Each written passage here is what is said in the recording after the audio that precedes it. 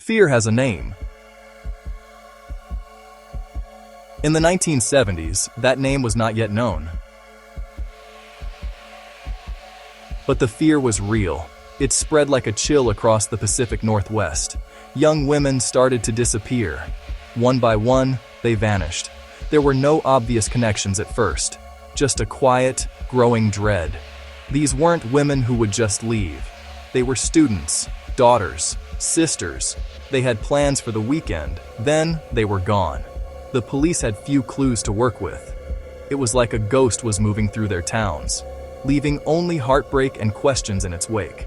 The disappearances became a pattern, a terrifying rhythm of loss, in Washington, in Utah, in Colorado. The victims were often similar. They were young, attractive, with long hair parted in the middle. This detail was chilling. It suggested a specific type of person was being targeted. Law enforcement agencies in different states were working on their own cases. They did not know their separate mysteries were all part of the same dark story. The puzzle pieces were scattered across the country, waiting for someone to see the bigger picture. The public was gripped by anxiety. Parents warned their daughters. Friends promised never to walk alone at night. The man responsible for this terror was a shadow. He could be anyone, the friendly neighbor, the helpful stranger.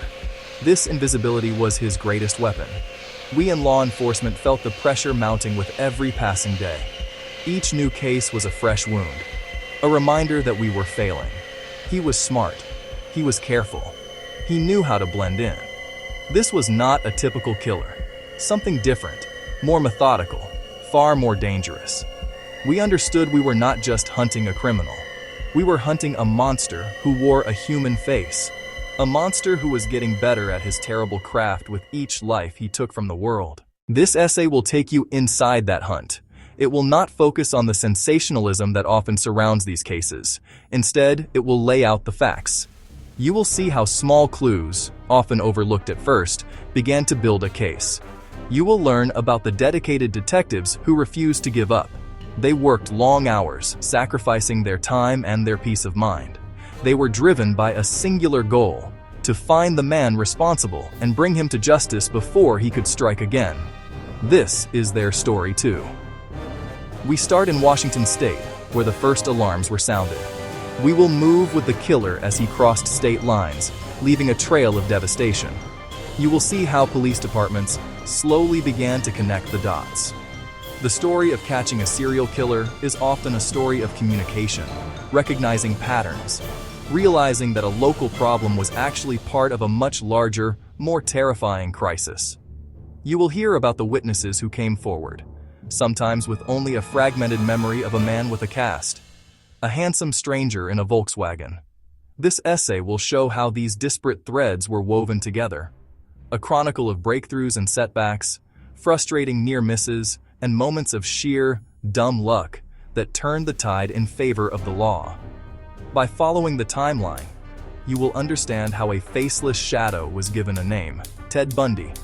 This is the definitive story of the manhunt, told from the inside, showing how a monster was finally unmasked and brought into the light. Table of Contents, Part 2, Act 1, Early Crimes and Growing Alarm. 1. The first victims and a puzzling pattern. 2. The Volkswagen. 2. Ted. 3. The Lake Sammamish abductions. A bold predator. The year 1974 began with a quiet horror. Young women on and around college campuses in Washington State started to disappear. The first was Linda Ann Healy, a University of Washington student. She vanished from her basement bedroom on February 1st. The room was tidy, her bed was neatly made, but Linda was gone. It was as if she had simply evaporated into the night air. Police were baffled. No witnesses, no suspects, no real evidence. Soon the disappearances escalated. Donna Gail Manson vanished in March. Susan Elaine Rancourt disappeared in April. Roberta Kathleen Parks disappeared in May. Each case was a separate tragedy. Detectives worked each disappearance as an individual case. Friends, boyfriends, family members. They searched for clues in the victims' lives. But the connections were not there. The only link was what was missing: the young women themselves. The absence of any struggle suggested a cleverness and a confidence in the perpetrator that was deeply unsettling to investigators. The investigation needed a break. It needed something tangible to focus on. Several people recalled seeing a man with his arm in a sling. He would ask young women for help. This man was described as handsome and charming. He looked like someone who genuinely needed assistance. It explained how the victims could have been lured away without a struggle. He was using a mask of vulnerability to hide his predatory nature. The car was another key piece of the puzzle. Witnesses repeatedly mentioned a light-colored Volkswagen Beetle.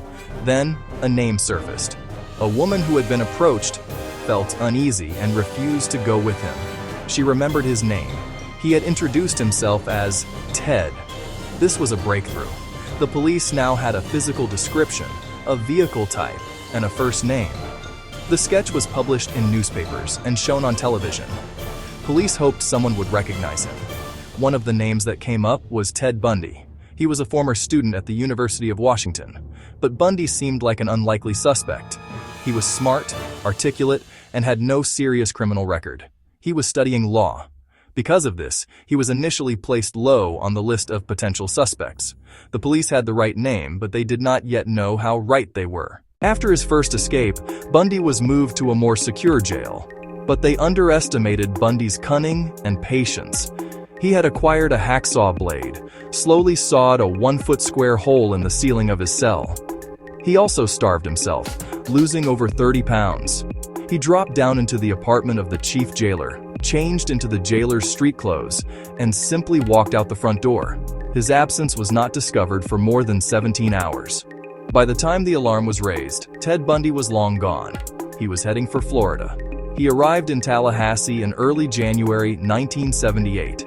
The freedom Bundy had gained led to his most brutal and infamous crimes. On the night of January 15th, he broke into the Chi Omega sorority house. In a frenzied, savage attack lasting only 15 minutes, he bludgeoned 4 women, killing 2 of them. The sheer violence of the attacks shocked even seasoned investigators. Bundy was no longer the careful, methodical killer. He was an enraged animal. A sorority sister, Nita Neary, had been awake when the attacker left. She caught a glimpse of his profile as he exited. The second and most significant piece of evidence was found on the body of one of the victims, Lisa Levy. The killer had bitten her viciously. When the expert compared Bundy's crooked, chipped teeth to the mold of the bite mark, it was a perfect match. Bundy had literally left his signature on his victim. His desperation led him to commit one final, tragic crime. On February 9th, he targeted a 12-year-old girl named Kimberly Leach. The manhunt for Ted Bundy came to an end. With a routine traffic stop, Bundy did not go quietly. He fought, kicked, and struggled. Bundy was subdued and handcuffed. The nationwide manhunt was over. In the summer of 1979, Ted Bundy went on trial in Miami. The trial was a media sensation. Bundy, ever the narcissist, seemed to relish the attention. He saw the trial not as a reckoning for his crimes, but as a stage where he was the star performer. The most dramatic moment came when Nita Neary pointed directly at Ted Bundy.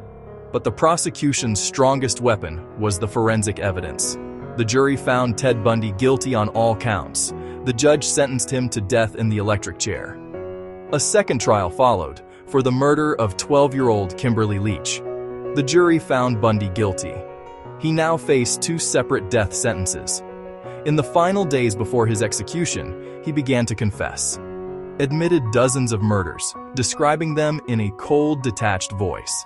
On January 24, 1989, Bundy's trail of destruction ended. He was executed in the electric chair at Florida State Prison.